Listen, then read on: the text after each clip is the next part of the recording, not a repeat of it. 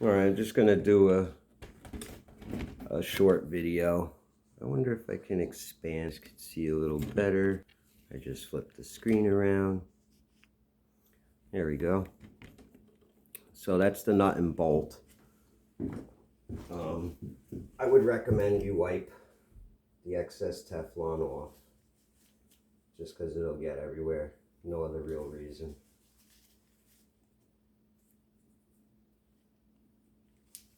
Just clean it up.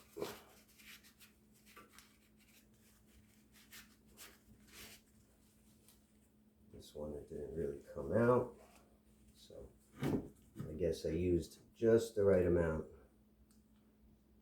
I'm sure there's some coming out of the front a little, especially that one where I put a lot. But in the summertime, oh, I don't know if I said in the beginning, I'm just going to do another short video on doing the bolt.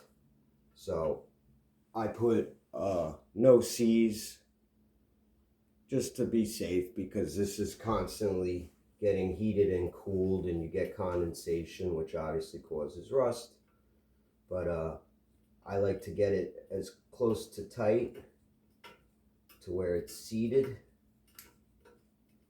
which in this case I gotta loosen a little, and right there. Now that it's pretty seated, well, it's seated, it helps so that then you don't need a wrench to do the other side.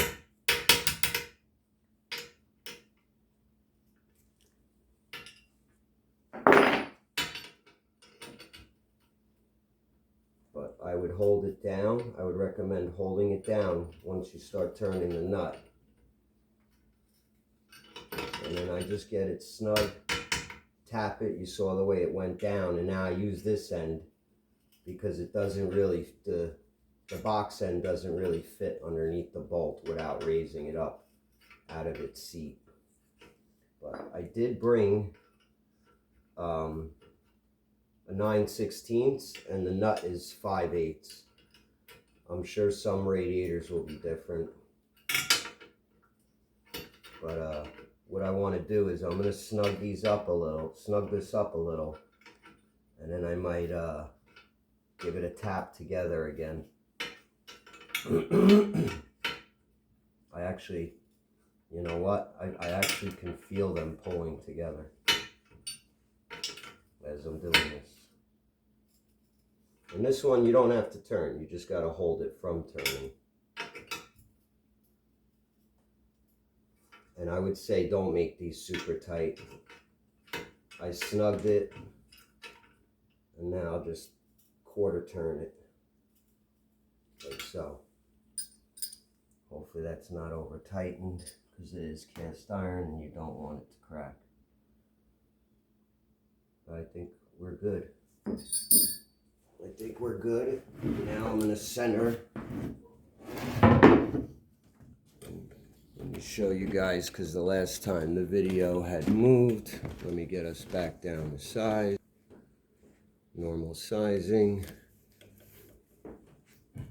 And I put the wood in the center of the two holes for the push nipples. My son's applying pressure with his foot, the heel of his foot on that end. And you just give it a couple of whacks just to make sure. I'll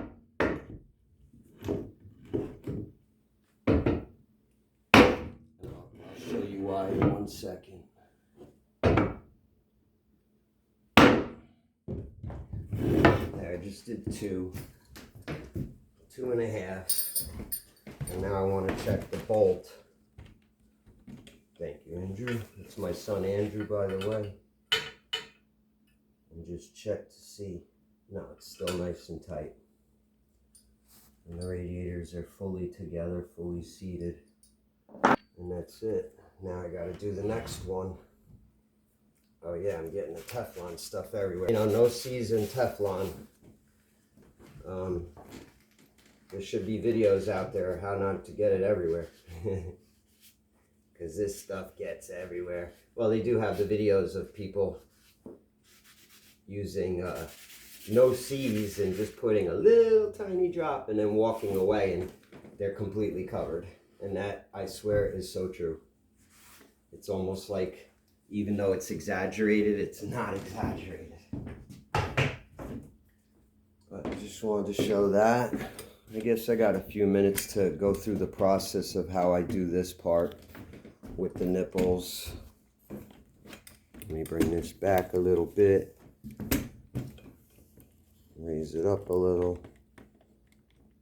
Oh, and that I said before, I'll go back to the reason why I like to double check and tap it again. And that's just to make sure that it didn't have any more to go. And if it did, then it's a fact that the nut would have turned, because it would have loosened up if there was any more give.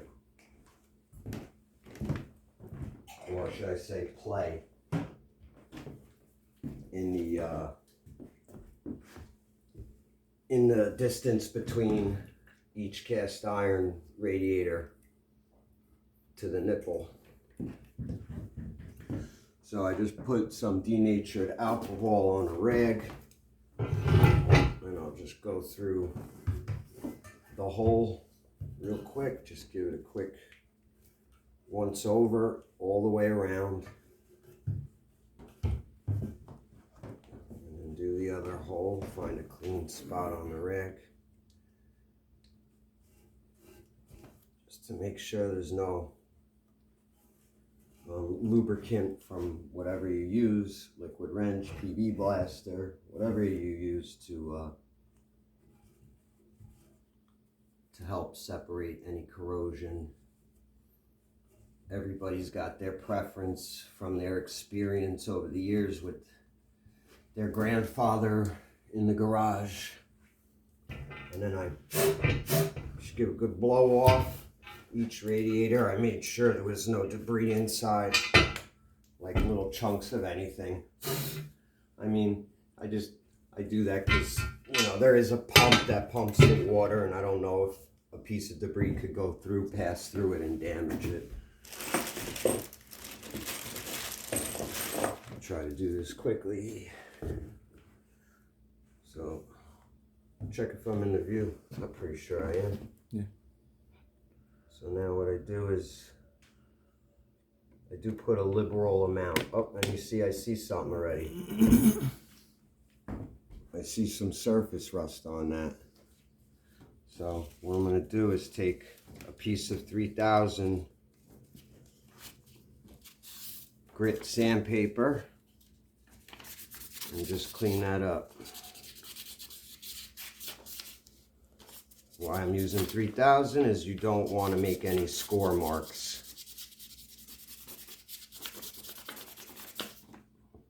in the push nipple, because man, you will have a leak if you put a good enough of a score in it.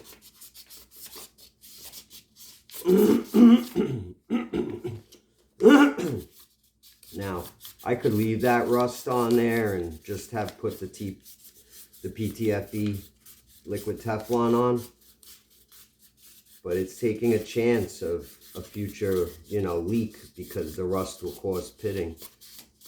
And if the pit gets across to the end, you'll definitely have a leak. I mean, the liquid Teflon helps a lot, I'm sure. But I like to make sure everything is good and make sure that there's no reason for something to fail. I'm overkill when it comes down to prep work.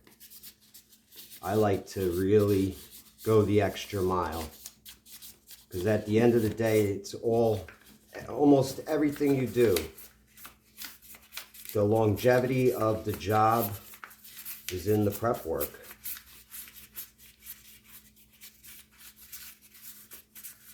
You know, most things fail because the people, whoever the person, didn't take the time out to do the proper prep job. And that's what I want most of my videos to consist of. And I get it. When you're trying to make money, you got to be as fast as possible.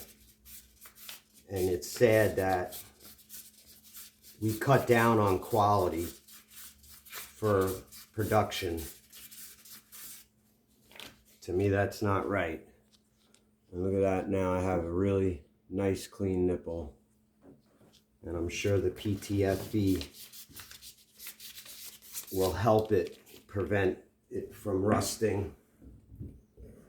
And I was saying in the other video that I'm not sure, but there's something supposedly that's different with certain pipe dopes or pastes, liquid Teflons, that you want to be careful not to use. And I believe that's lubricant. I believe the PTFE I have that I'm using right now doesn't have a lubricity to it, like chemical. And I know I said that word wrong, and that's okay. Nobody's perfect. Just dropped a big snot glob of PTFE paste.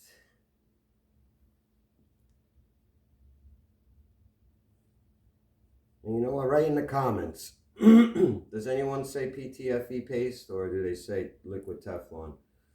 I mean, I normally say liquid Teflon, and I don't know why. I'm thinking because I'm doing a video, I gotta be different, and I don't like to be like that. I'd rather be like myself.